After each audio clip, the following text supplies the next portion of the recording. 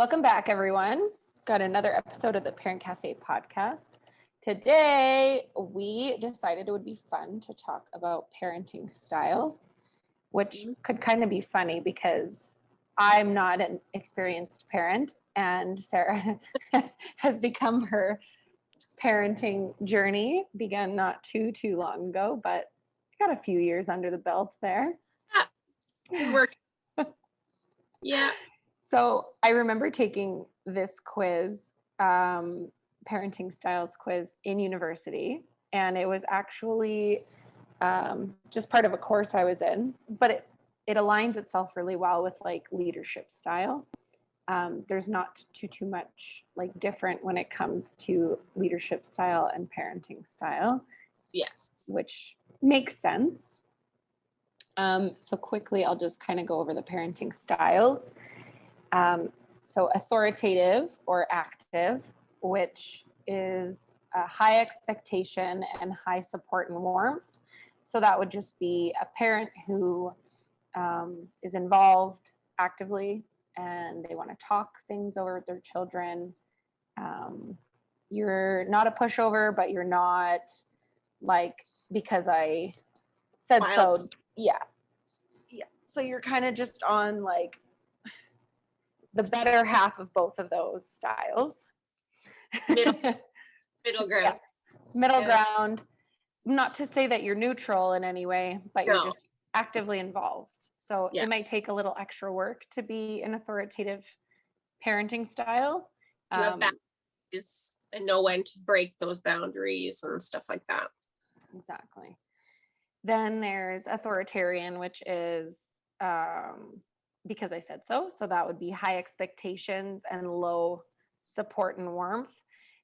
Also, just not to say that you're not supportive and warm. This is just kind of the scale it falls into.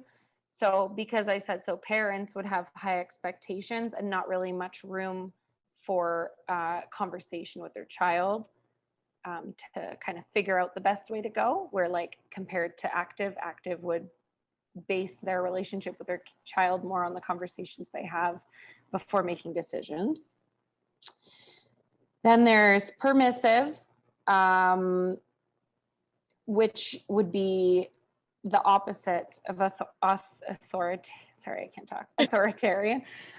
So permissive would just be like you let your kid run the house. Yeah. So that would be high. Yeah. So high support and warmth, and then low expectations. So we're on the opposite. And then lastly, uninvolved, neglectful. You're on your own. Low support and warmth, low expectations. Not the goal. Not goals. So those are the parenting styles. I'd say most people, what would you say? Aim for active, obviously. Yeah, I think most definitely aim for active. And I think that's what I mostly see now too. I'd say back in the day, we probably saw way more authoritarian. Totally. Yeah. I think between my parents, I'd say like my dad was a little more authoritarian. My mom was a little bit more on the active side. Yeah. Slightly permissive. I think that's a gender thing too, though. Because like, well, I don't want to put all dads in this category, but a lot of males like do have that, like, it's always been that way. Like, dad get you in trouble. I don't know. Or like something like that. And, like, he's like the powerhouse. He's like the. Yeah. And but actually, I think a lot. So. Yeah. And I've heard people describe like even their grandparents when they're kind of like comparing themselves as a parent, they'll be like, oh yeah, my grandpa was like not very warm. Like they didn't want to have anything really to do with the child rearing. It was more like the women were on that side. Woman's job for sure. And stuff like that. They weren't really involved. So I'm a long way. Like to see like dads like talk it through with their kids and stuff like that. It's just, oh my God. I know. I think also we've almost been like missing that part of it because fathers play such significant roles in their children's lives, like even just subconsciously not really knowing what they would do for their children emotionally to have like a good father-child relationship. So I think now that we're kind of learning those things and fathers know that, I feel like they feel a little more responsibility even to play a more active role. Where before they would like take the back seat and be totally fine with it. Yeah. Not to generalize, but like as goes. Yeah, that's kind of just like, you know, how it's always been. I hate to say that, but it totally has. Yeah. Yeah. So we thought we would do the quiz live, see what our results are. So basically, I am just going to equate my decisions to what I would do with anyone I was in charge of. What you or like planned to do. Yeah. Honestly, it changes. Mm-hmm. So, and I'm sure you don't know until you're like in the moment, right? Yeah, absolutely. And also, as you're doing this, if you've made like different choices, don't feel bad. But I do remember taking this in school, and we took it from a leadership angle, which is the same thing. You are the leader in your child's life, and they look up to you. So I think like this, like similar as well. Yeah. But yeah. So the test that we're going to do, it's on 365tests.com, and it is just called Parenting Style Quiz. You can find similar ones anywhere really online. Yeah. And yeah, all of them will rear like one of those 4 results. So Sarah, why don't you start us off? Okay. I don't know if like I restarted this quiz, so it might like it comes up kind of different questions, so everyone might kind of get different questions. Mm-hmm. But your child is playing their music intolerably loud. What might you do about it? So the first one is turn up my own music louder, turn off the electricity at the mains, explain to them about considering others, or put in some earplugs. Where do you fall? I feel like I would be explain to them about considering others, but also like I would put in like my own headphones if I really cared, but I'd probably just be like, hey, can you turn it down? Mm-hmm. Where do you fall? You are right. They are not in the same order. Yeah. But you took this beforehand, right? Took this one, yeah. Haven't taken this one yet. I have to do my answers in here. Okay, do your answers. Okay. I'll just I fall into the I'll just tell you where my answer was. So the one about explaining being considerate. Yeah. I just feel like you would just tell them and be like, hey, there's other people in the house. Mm-hmm. Pretty loud. Nothing else to it really. Like and then obviously if they're not getting the point, turn it down. Yeah, exactly. Go turn it down. Next question. Your child has decided they want to give up music lessons. What would you say? Mm-hmm. I would try and persuade them to keep going. Mm-hmm. Out of the question, they have to take the course. 3, if they don't enjoy something, they don't have to do it. And I wouldn't have my child in music lessons to start with.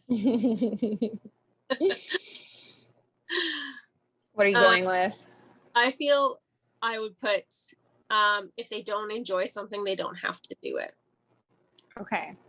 So I chose the first answer, that first I would try to persuade them to continue. Yeah. But if they were adamant about not wanting to, then I would move on to just not letting them do, or not making them do something they don't want to do. Yeah. Like, I feel like I'd have to talk to them, like, why do you want to quit? Yeah. And if silly thing like, oh, I just like it's too early in the morning, like Right. silly like that, Mhm. then they like try to like tell them like the purpose of it, like why, like what the benefits and stuff are. But like if they really like, I really hate it, like this is not my thing, it's not what I expected, then be like, yeah, Sure, quit. Yeah, I find with the questions, they're very vague. And so Yeah. you almost have to create a storyline do. like when you're answering them, because it's like, okay, your child doesn't, they want to quit music lessons. My first question was, but why? So that's why I thought like, okay, persuade first, because music is important and it helps with so many other things. But then like if they again have a silly reason, or like it's too early in the morning, nobody else does music, then it's like a conversation. Like, okay, but those are not reasons why you are not necessarily enjoying it. They're just kind of easy outs. So, Yeah. So maybe there's an underlying factor, or maybe like, I don't want to do it anymore. Tried Yeah. it. But then like, will they want to do it later? Right. Yeah. I also like, for my parents, like when we were being raised, it was like we would like stick through the season and then we can like make that choice. So like say I did soccer and I was like, no, I don't want to play soccer anymore. We finished that season and then we would like decide after, like, do we want to sign up next year? Do we not want to? Mm-hmm. Like That's a half good call. quitting.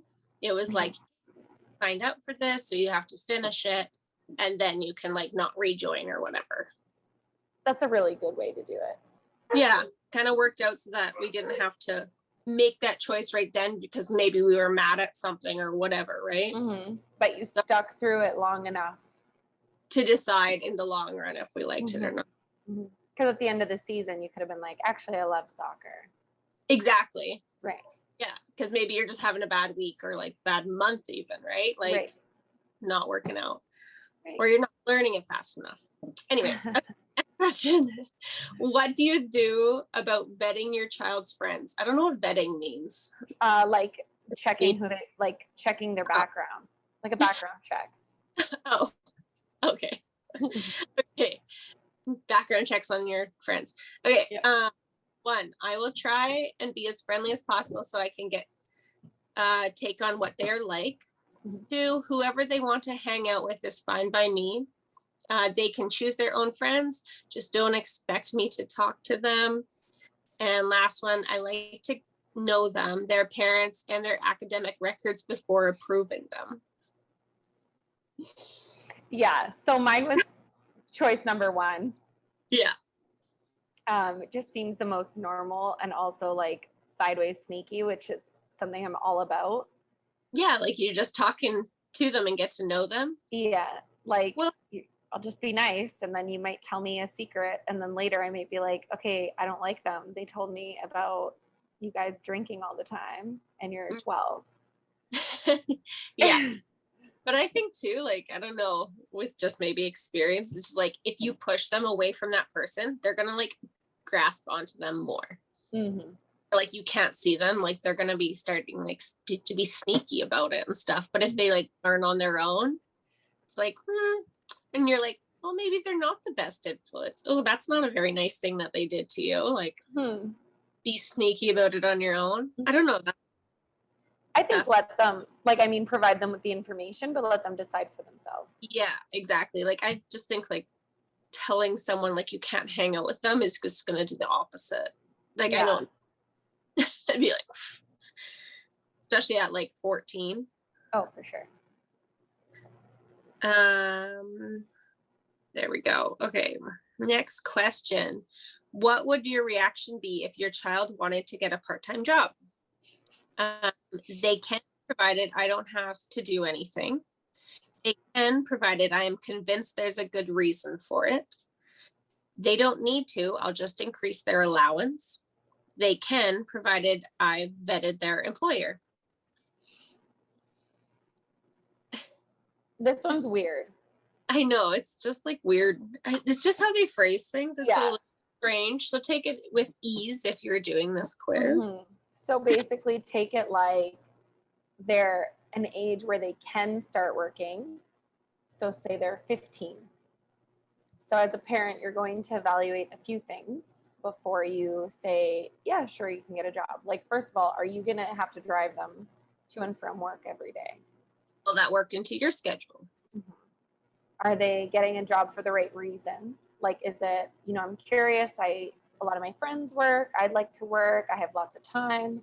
Or is it, they have like a weird, I really need money to get this thing, like just kind of, because I've heard that too, where it's like, oh, well, I really want to get a car right away, so I need a job. And it's like, okay, but getting a job, like now you're going to be doing your taxes, you're going to be deducted, you're not just going to get money in hand every time you work. It doesn't work that way. There's responsibilities that come with having a job. And you have to your schooling, or is at home still. Yeah, it's not just about getting a job to get an outcome, because it rarely happens that way. You can work towards that, but you're not doing like a weekend job getting $2,000 in one weekend and then you can go buy your used car. So yeah. So after I kind of processed this one too, because I was like, okay, but like, would it be my business? How old are they? Do I need to understand why they're getting a job? I took it as like the lowest, they're probably the youngest situationally. Yeah. So I would like to know the reason behind them getting a job. Yeah. That would be my choice. You kind of like getting where they're going to be working, like just so you kind of understand like the dynamics. Like if it's at a store and like you kind of know, but if it's like, I don't know, like a smaller company, you might not know or trust, like, I don't know. You just kind of got to feel that out, but that's also them to kind of learn that too. So I'm with you on that one. Just know why they're doing it and what the responsibilities would be. I think the most important thing sometimes is just understanding why someone wants to do something, because you get so much more information and then you just understand their goal as a person. Because you can say, okay, but why do you want a part-time job? You can get like a plethora of answers from a kid, and they're usually honest answers because they don't really have that critical thinking of like making up, a backstory. So, if you're like, why do you want a part-time job? And the first answer out of their mouth is like, well, I want to be able to afford doing this.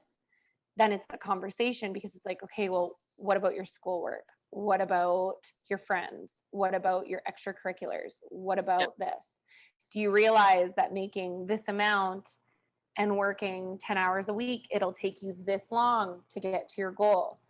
Are you okay with that? Like, so I think that is going to then help them make a decision, because then they'll be like, it's going to take me 3 years to save up blank amount. Like, they might not really realize. Yeah. I think too, like it almost should have worded it in a different way completely. Like from the parent perspective, like, are you making them get a job?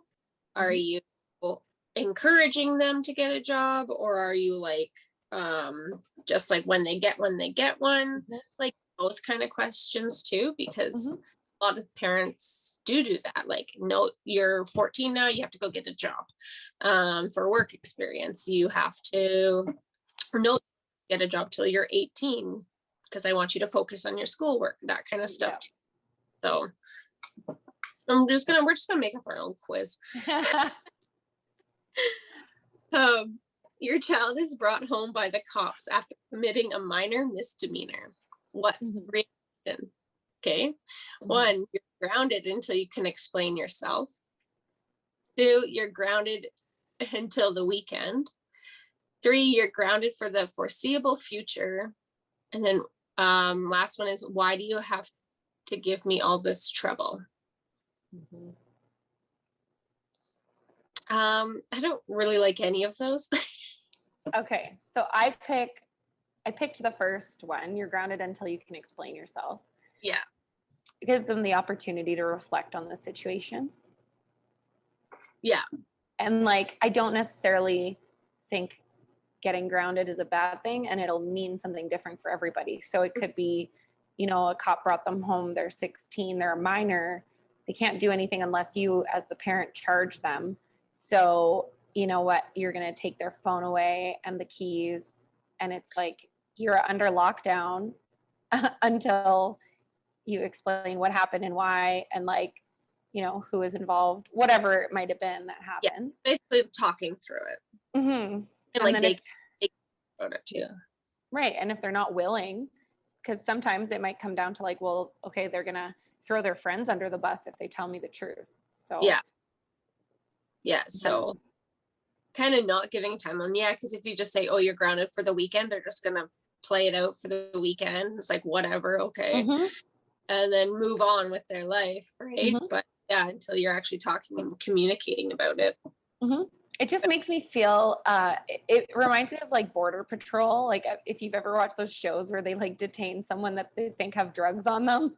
Yeah. They like stand there asking the same questions until the truth comes out. Yeah.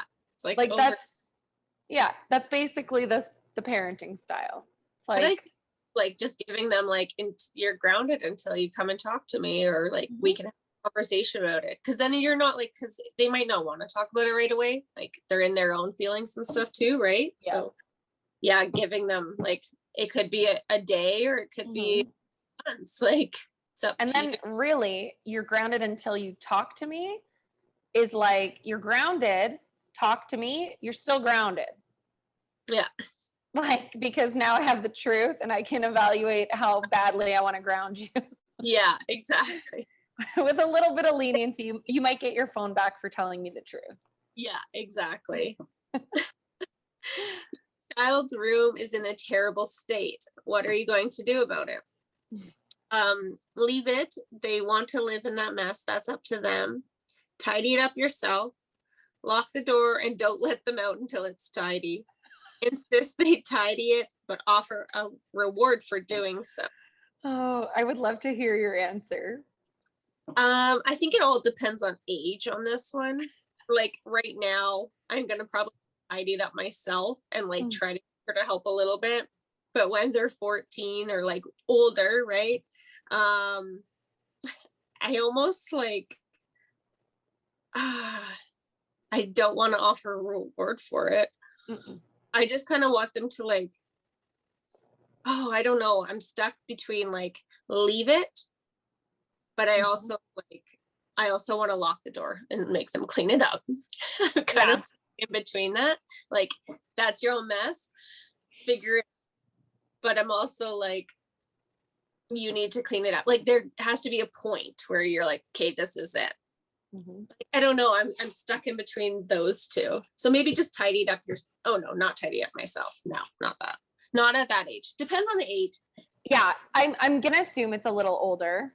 Yeah. I think a lot of these are older because I think they're looking at parenting as like, once you're in it, you're having conversations, you're like teaching a child to be a good human. Yeah, beautiful. So I am like, lock the door.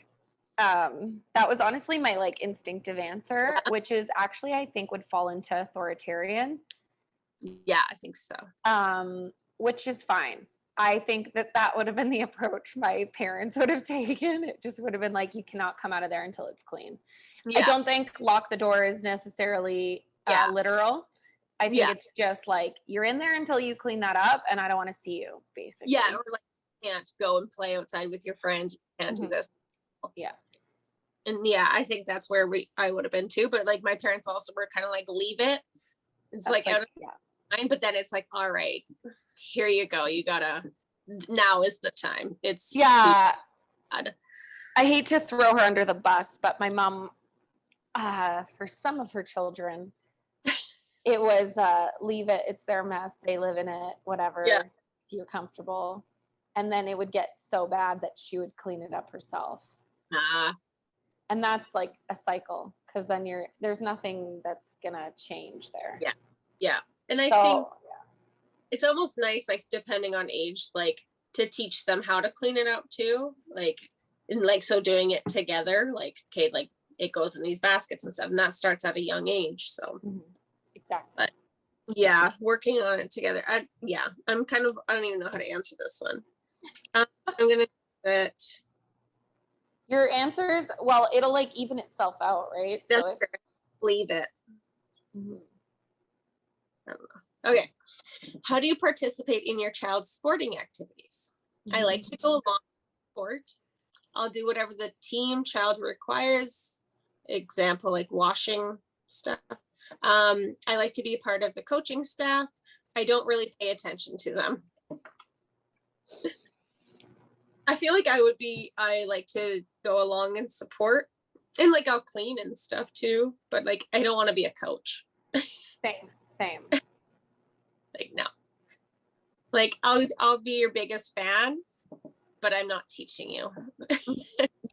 Well, that's me too. It's like I'm not like sport inclined. So I think Yeah. I'd be actively involved in like your sport if I needed to be as like your parent. Yeah.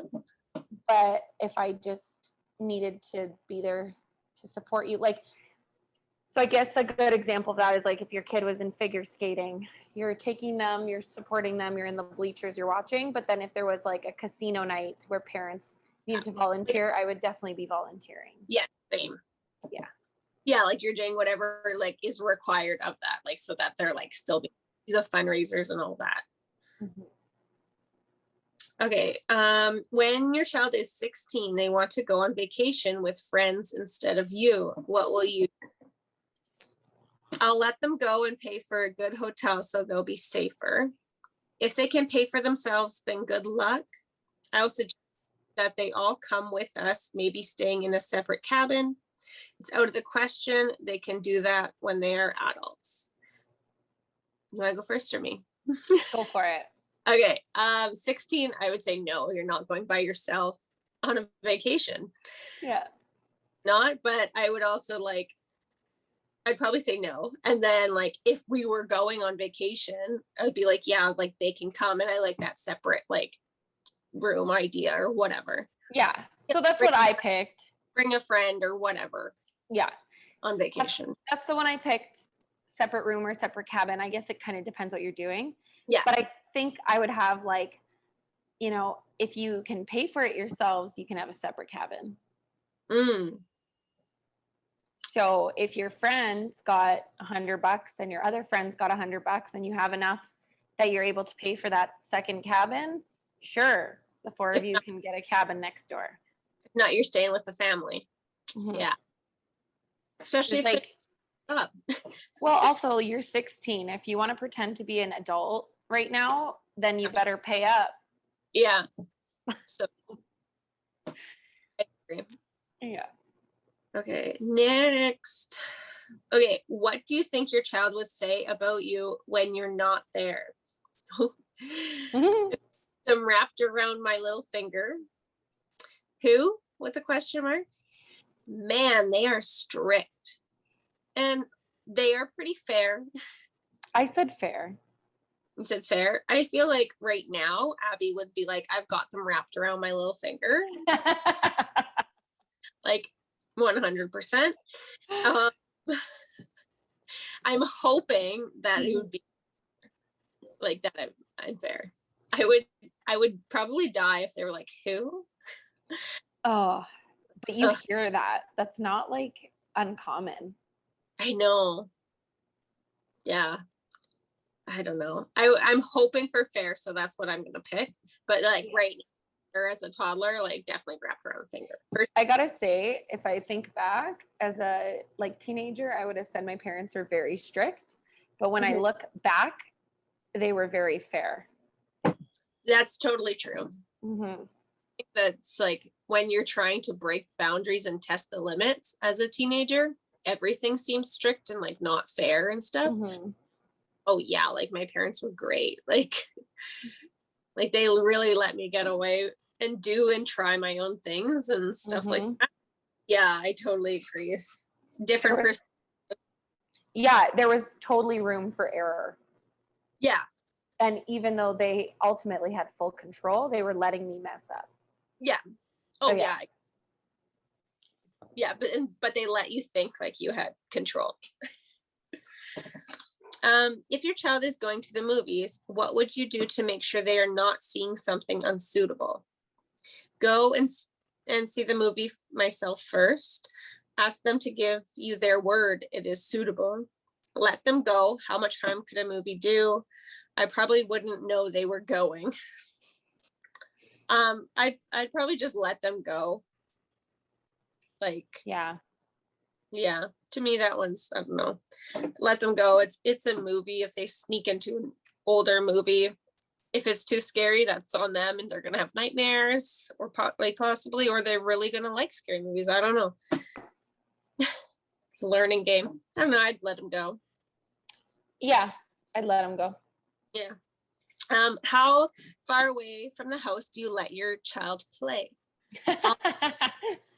Only what the tether allows. Yes, whatever the leash allows. Yeah. I'll take them wherever they want to go. They have to stay in the front yard. I like them to stay in our street. I don't monitor it. Mm-hmm.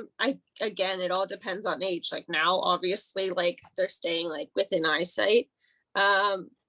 But then as they get older, so like I would be like in our neighborhood, I think. I think it's more kind of a reference to like as children start getting independent, what are you going to allow as a parent? Yeah.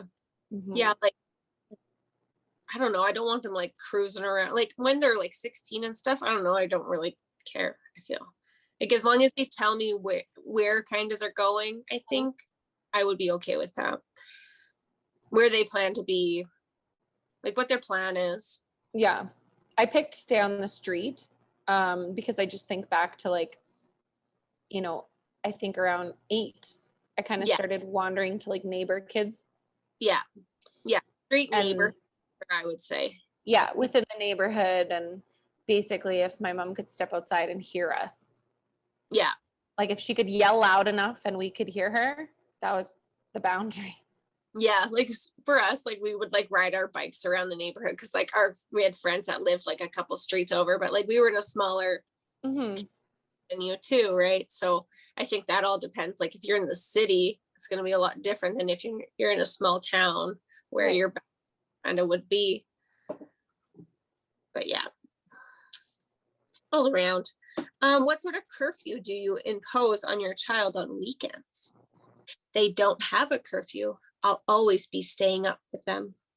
Strictly 10 p.m., not a second later. They can come in when they would like, provided they don't wake me. It's flexible depending on what they want to do. I would think it's flexible, like depending what it is. Like if it's a concert or something, like it's obviously going to run later. Mm-hmm. If it's a movie, like so it's kind of like whenever it like finishes, like maybe around that time. Mm-hmm. Like whatever. I agree. Mm-hmm. Like it kind of event, yeah. Or it like can't be the same all the time. Like 10 p.m. Like why 10? I feel like some things I might set an earlier one because if I have a hunch, like if I know they're going to the park and they might be boozing it, I might be like, you know what, I'd like you home by 9. Yeah, exactly. Because we have this to do tomorrow or Mm-hmm. what. Yeah, exactly. It might be a little earlier or whatever. How much, or you have to work in the morning, Mm-hmm. whatever. How much influence do you have on the way your child dresses? I pretty much buy them whatever they want. If they can afford it, they can wear it. I insist that they wear what I regard as appropriate clothes. We negotiate about the sort of outfits they wear. I always like, if I could afford it, I could basically wear it. But my parents were pretty like, that doesn't. Yeah. So, I don't know. It's harder now. Like when, I don't know. I also didn't wear like skimpy-ish clothing and stuff. So I think it depends on the age. This all depends on the age.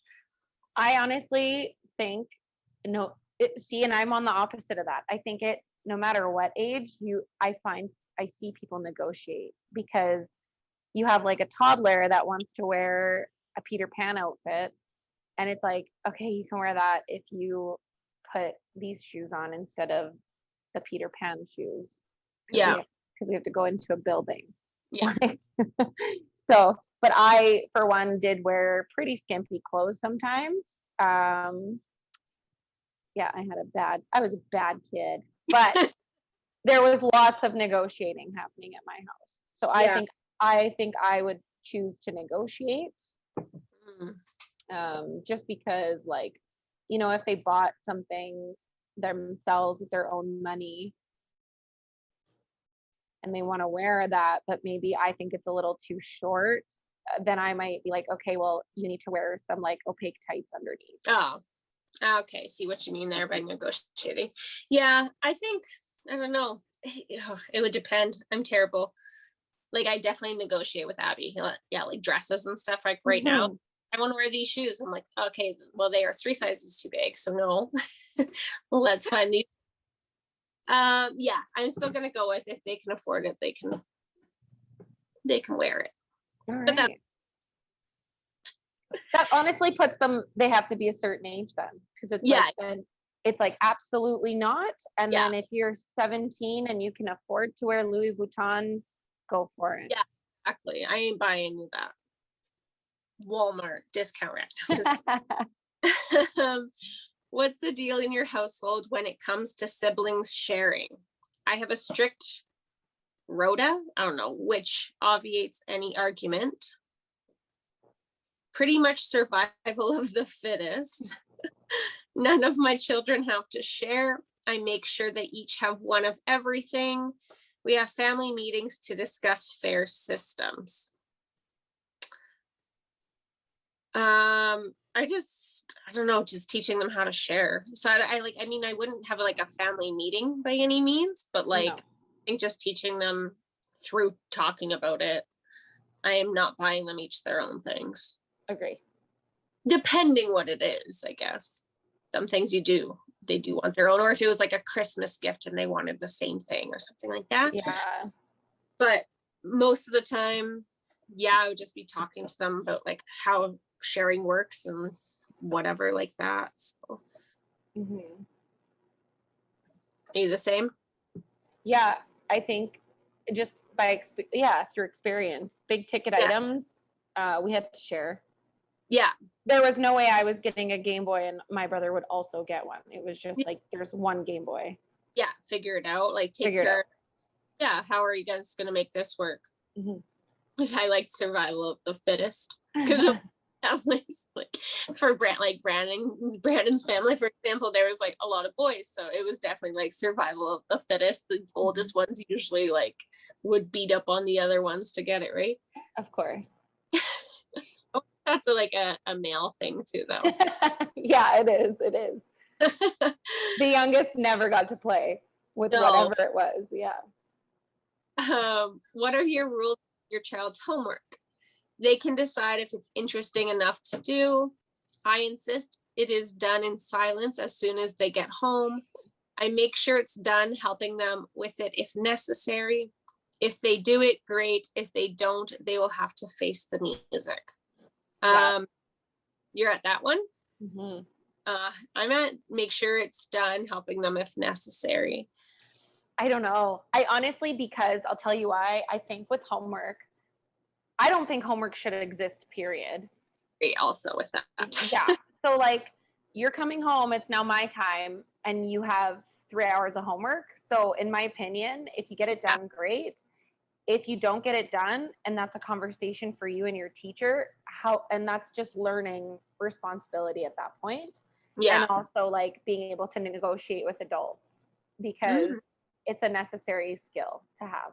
So Yeah. if you decide, if you like put off homework and now you have a bunch and it's all due tomorrow and you've got 4 or 5 hours, I really am along the lines of like, dude, that's on you. Like, go now, suffer in your room for 5 hours and do this homework. If you need help, obviously ask me, but like, you have to learn that, okay, now you need better time management. Yeah. Or you're failing a class and you should have done all your projects. Mm-hmm. And like, maybe that makes me sound so horrible, but that is honestly, I'm thankful that I had to experience that. Yeah. So I would do the same thing, because I don't think there's anything wrong with it. It's like, I am available to help. Obviously, I'm not just like, no, leave me alone, it's your homework. Like, clearly I'm going to try to help. I'll probably be Googling half of it anyway. Like, let's be real. I don't know 5th grade math. so. We'll be calling my brother. Okay. Like it'll be like a whole family ordeal if you ask me to help. Yeah. At least there's like FaceTime and stuff now. Yeah. Share documents. So much easier. Yeah, I agree though. Like homework should not exist. No. It does teach some responsibility for sure, but it also like that's a lot for kids. It I does. just remember crying at the table. I think there's times where it's necessary. Like if there's a Yeah. quiz or a test coming up and it's like, okay, some extra work just to review it so you're not forgetting it over the weekend, fine. But like I think to have homework every single night and then like coming home after a full day's shift at school, it's like, Yeah. come on. I think like if you're not being responsible in class to do like your class work and then it gets sent home with you, then yes, like then you should use your own time to do it. But if there's classwork and then on top of that, you're assigning. Yeah. I'm like, yeah, like that. crazy in class and not doing it or like just whatever, then yes, take it home and you have to finish it there. But okay, anyways, how do you feel about your child's use of their cell phone? Ooh. We've discussed how it can be used, and I'm confident they will stick to the rules. I let them use it as they wish. I just settle the bills. I have it programmed so they can only call numbers approved by me. I haven't given them a cell phone. It's not a necessity. Okay, so oh God, I don't even know on this one. They said child. A child. Oh yeah, okay. Like a child, no. It's like if you're referring to them as a child in the question, they're not getting a cell phone. Yeah. Like that's where I'm at. I was thinking like, yes, thank you for pointing out child. Because yeah, need a phone for. It would be different, but yeah, we'll just stick with that. Because I'm thinking like, okay, you said your child. Me? Exactly. Where and like if you're not home, where are you that I can't like text so-and-so's parent? Yeah, exactly. I should know like far if you're my child. Your child. Where? Yeah. Or like there's usually an adult around that like that their phone. And then the minute you can pay for it yourself, go let her buck. Get a cell phone. Good job. Oh crap. I clicked the wrong one on that one. But that's okay. It won't. Which one did you click? It probably won't change it much. I wonder if I can go back. No, I can't. That's nice. Okay. That's just gonna put me in like bad one. Okay. Neglect. From that one. If your child had reached driving age and wanted to borrow the car, what would you say? As long as I had been out with them and seeing that they were capable of being responsible. Once they reach driving age, I plan on buying them their own car immediately. Absolutely not. They can wait until they can afford their own car. Absolutely not. I never know when I might need it. I think if they have their license, they can borrow it. I think just depends on what they're doing and where they're going. Like if they're going cross-country road trip, probably not, because I'll probably need it to get to work. But like for the most part, like I always borrowed my parents' cars, and so until I could save for my own vehicle. I'd go with number one. Yeah, if they needed it, then like obviously they trumped me, right? Yeah. So and that's just it. Like, okay, so you have your license. I've seen how you drive. I know you're responsible. And if you need it, then you'll take it. The nice part about that is it is still your car. So as an adult, like in their life, it'll be like, okay, but I need it back by 8 o'clock because I got to go somewhere. Yeah. My mom would always be like, well, you have to be home because I work at 6 a.m. And if you want it, you have to drive me.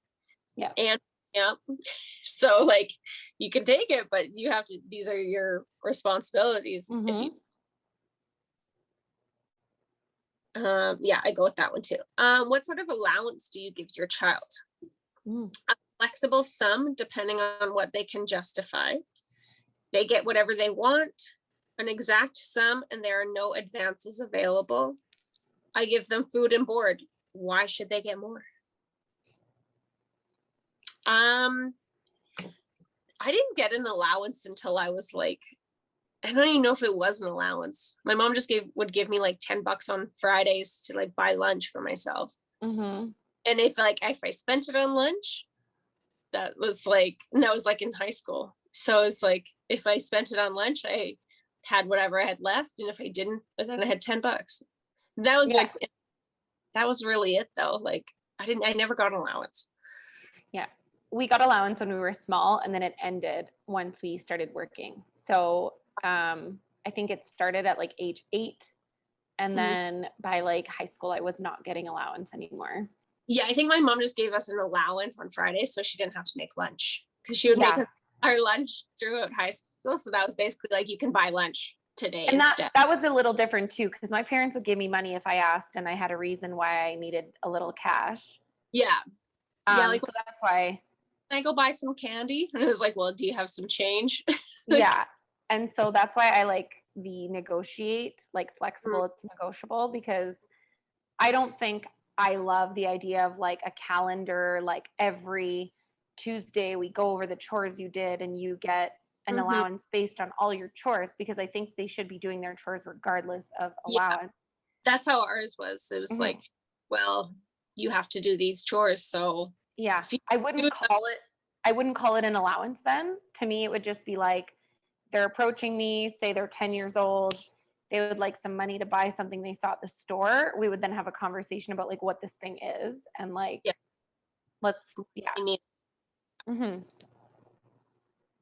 you suspect your child has got hold of a fake ID and maybe drink. What would you do? Worry, kids will be kids. Oh, worry, but kids will be kids. Make sure my liquor is safely locked away. Go through their clothes. Follow them when they go out. Why through their clothes? Maybe they find the ID. I don't know. Their clothes. Sit them down and ask them to tell you the truth. I'd probably just talk to them about it. Be like, hey, do you got a fake ID? Yeah. I was kind of all over the map on this one, to be honest. Wouldn't follow them. No. I also like wouldn't lock my liquor cabinet. I don't know. I was always lucky, and like when I got old enough where I thought I could go out drinking, my parents would buy me alcohol, but they would buy a certain amount, and like that's what you got. So like they always knew where it was coming from, because they knew either way I was going to get it.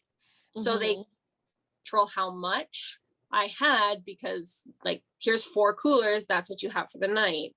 Did you stick to that? Well, probably not, because like my friends would have extra, right? But like, so that worked really well for them. Like, some of it, right? So instead of me like finding some like dingy, I'm like, what do you got? They would probably like a little bit more control, because sometimes, because like they would have to sometimes buy for my friends, but like all of our parents were really cool like that. Like they were all okay with it. So yeah. My experience was very different. There was no way that my mom was going to provide the alcohol.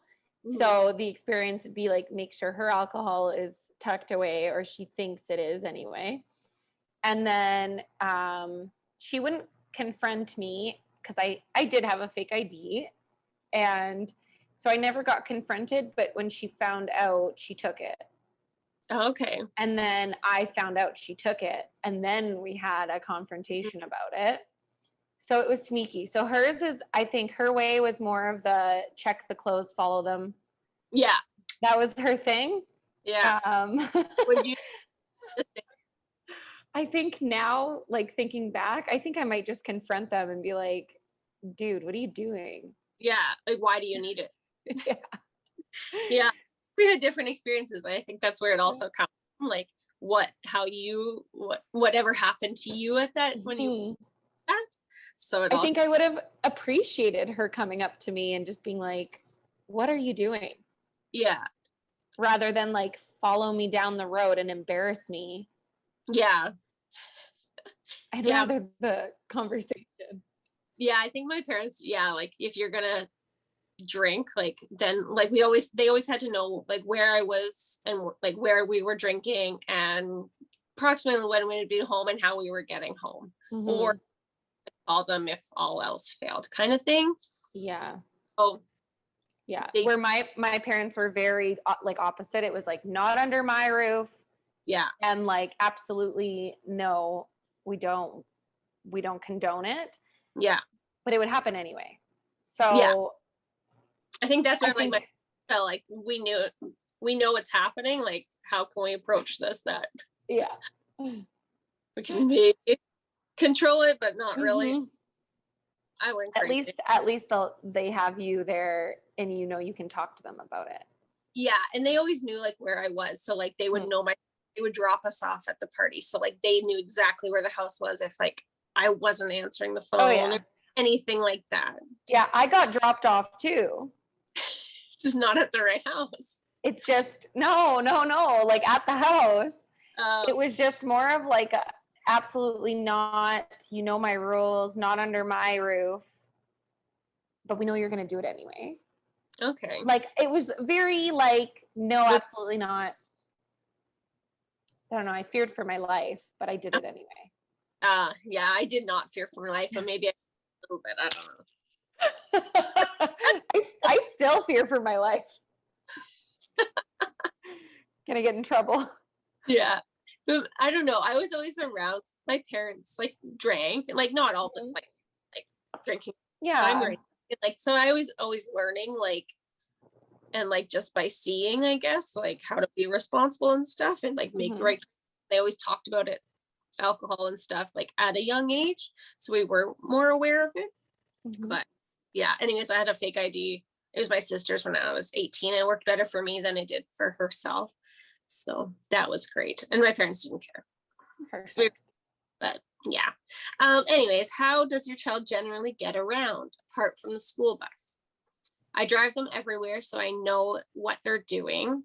I encourage them to walk or cycle to be independent. I pretty much act as an on-demand taxi service. I don't know. It's not my business. I hated this one. Yeah, I think to me, I'm in between like walk or bike, and then I also will drive them, but I'm not like an on-demand taxi. It depends where they're going and what they're doing. Like if it's going to be late at night, I probably don't want them like walking by themselves and stuff like that. So, but if they're like going around the neighborhood or like we're allowed to go, then walk. I'm not driving you. Yeah. Like walk to school. Like we always walk to school and stuff like that. So yeah, I'm kind of in between that. I think I'm about the same. Yeah. Like I wish I could pick two. I know. So what two are you between? I drive them everywhere so I know what they're doing, but I also, and then I encourage them to walk or cycle. So I'm gonna pick that because I'm more towards that, but like I'll drive them if like need be. Yeah, if it's very far away. Yeah, and like they can't, or like it's gonna be late, depending on circumstances. And then it depends on their age too, because it's like I'd rather you walk or cycle because then maybe that's what's proving it's like an age appropriate thing. Exactly. Yeah. Yeah, I know that's they're all kind of weird. It's time for your child to choose a college. What's your take? We'll choose the best college for them together. If they've reached college age, how are they still my responsibility? I don't mind where they go as long as it's close to home. They are going to my old college, period. I hated all of those. I have issue, with all of it. Like, none of them are the neutral answer that I'm hoping for. Like, to me, it's they can choose where they want to go. I guess I'm also like, am I paying for it? Even if I'm paying for it, I think they can choose where they want to go. Yeah, I think when I chose my answer, I picked the one that like we will decide together. Well, yeah, but even because like I would want my input, like just to let them like think about, like give them questions like, why are you choosing that school? Far away? How can you get home if you have to? Like things like that, like to prompt them. But like in the end, I think it's their choice. Like, I don't know. Yeah, I agree. How much input into general family life does your child have? None, my house, my rules. Their opinions are as important as everybody else's. They pretty much run the place. If they tried, I wouldn't listen. Oh, some of them are just, that's so mean. I know. Like, what? I feel like the opinions one is, they're just as important as everyone else's. Yeah, I chose Like, that one. It might not fly, but like your opinion, you can still have it. Right. Your opinion matters, but whether or not it changes the decision that I ultimately make. Yeah. It's just like for me, like when I rearrange furniture and like paint, like, yes, your opinion matters, Brandon, but I'm still going to pick the color I want. Literally every conversation we've had literally in this house, like lately in this house, has been that. Like, I value your opinion, but like I still want to do it this way. Yeah, I still like my choice better. Mm-hmm. So yeah. How would you react if your child asked for a pet? I might allow it if they could prove beyond doubt that they would be responsible for it. No, they take up enough room in the house themselves already. I might allow it once we have had a thorough family discussion about it. Mm-hmm. Of course, I can always look after it if they get bored. No. Yeah. I think the first one, like if they can prove it, but I'm also like, I know, like depending on the age, like I don't want to say they'll get bored with it, but like you have to also take responsibility because you know it will fall back on you as well. Exactly. I like the family discussion one. Yeah.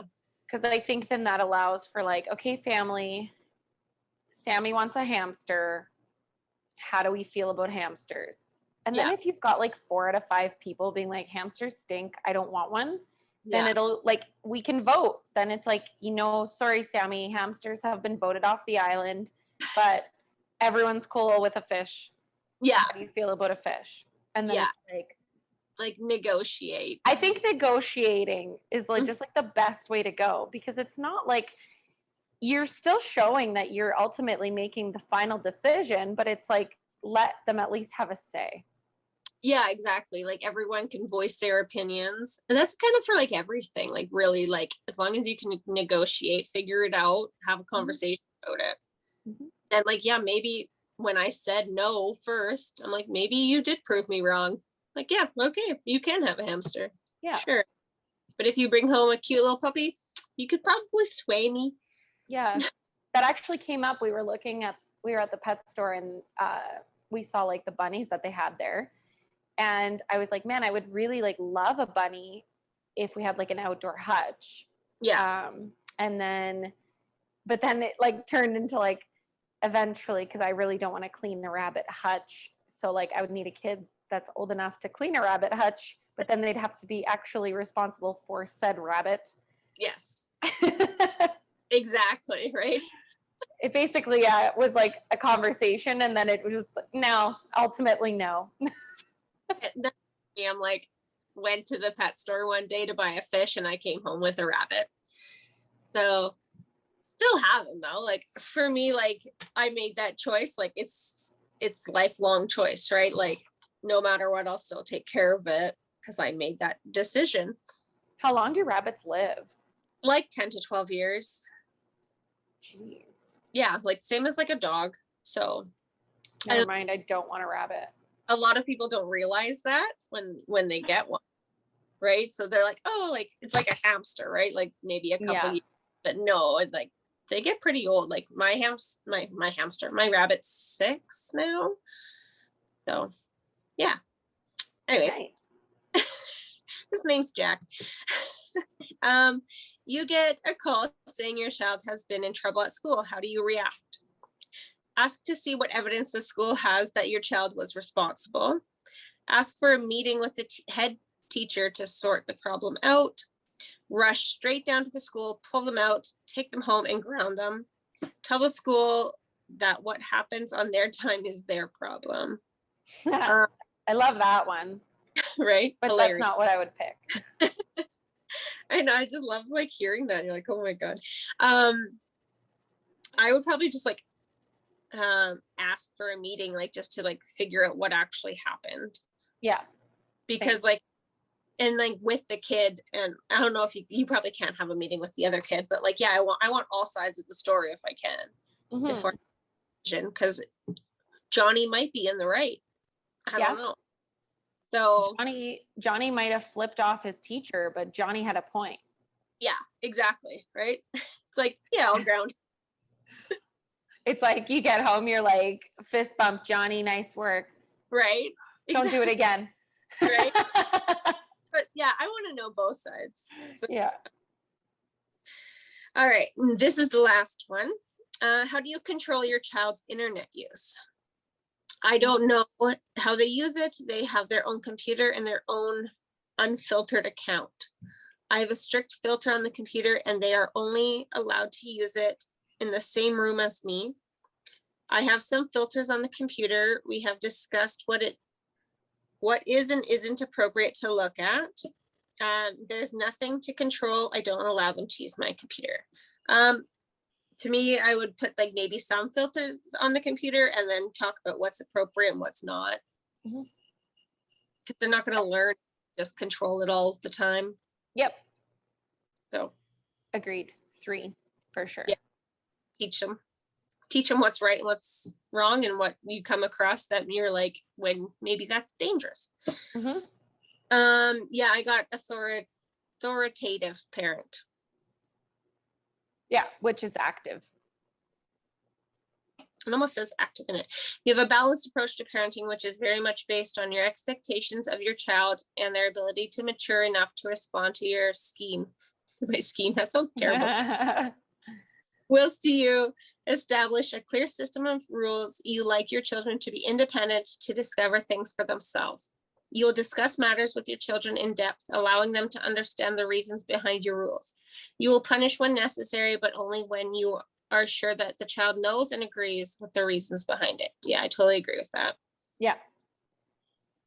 Yeah. I think that's a good way. Just like, I don't know, talking it out with your kid is always like the best, in the end, is going to be the best way to do it, right? Absolutely. So that they understand where you're coming from and why you're doing the things that you're doing. If you can't explain yourself, why should they listen to you? Exactly. I just think being actively involved in general in life, like this applies to parenting styles, but this is also why the leadership quizzes are so similar, because if you're actively involved in your staff or team, or you coach a basketball team, you're actively involved, you're talking to them, you're involving them in discussion and decision making. It just like, it's an obvious win. Yeah. Like, obviously going to feel respected, involved, like so many positive things. Yeah. But you still have the opportunity to say, actually, this is a no. Like, hard pass. There's no negotiation here because of this and this reason. Yeah. And they probably know those rules because you've talked to them already about those. Exactly. So I really, obviously, like high support and high expectations. I mean, expectations are good at any age, and then high levels of support obviously are good at any age. Obviously peters off when they get older, but I also think if you do a really good job when they're younger, when they're older, they have moments like I always have, and I'm like, damn, that might have been like super frustrating at the time, but like I'm super happy they took my door off and didn't give it back to me. It is, can reflect now and you're like, I get it. Yeah. It worked. Yes. So I think what we'll do, which I think would be super fun, is, so you've listened now, you kind of understand the different parenting styles. We'll do a call out on Instagram and have like a little series of questions to see what you guys think and what you agree with and what you don't agree with, for some of the more, I guess you could say, controversial topics within parenting, because there would be some parents, right, that would be like hard nose on certain topics. So yeah, and I'm super curious. They were hard. Like some of them, like I might have fallen into the more authoritarian style. Like just depends on the circumstance too. So Absolutely. Yeah. And then for some of them, I had quite a laugh because I'm like, maybe I would be a little more passive on certain things because I'd be like, you do you, dude. Like, if yeah. you want to suffer the consequences of not doing your homework, like Yeah. all the power to you. Yeah. I know it some of them were really hard. So I'm curious to see what works for other people. Yeah, we will post the links to the quizzes. They're linked in the description of this podcast. So have a go, see what you get, and then look out over the next few days. We will post some questions and some polls just to see where everyone kind of landed and see what you think. Yeah. Let me know what your parents were like. Oh, yeah. And that's the thing, too. You might even find like you were completely different than your parenting, your parents. A lot of people go on to say like, oh, I'll never parent like my parents. Is that the case? Like, where have you landed? Like, are you parenting like your parents, or did you actually mean it when you said that? Yeah. Because I definitely see myself coming out as my parents a lot. So you're like, whoa, you're like, my dad said that. And I'm like, do I want to continue that? Like, is that working or is that not working? Exactly. I feel like self-reflection. Curious to hear about it. And as always, if you have something you want to talk about or a topic, you can DM us on our Instagram at Edson Parent Cafe. Shoot us a text at 780-517-7055 or send us an email at edsonparentcafe@gmail.com. Or just comment on these posts. Just hit us up. Hit us up. See us in the street. Tell me a story. I love it. Come up to us at Sobeys. You can buy my girl if you really want. Just kidding. Oh, I like snacks. Anyways. All right. Thanks everyone for listening, and we'll catch you in the next one. Peace out. Bye.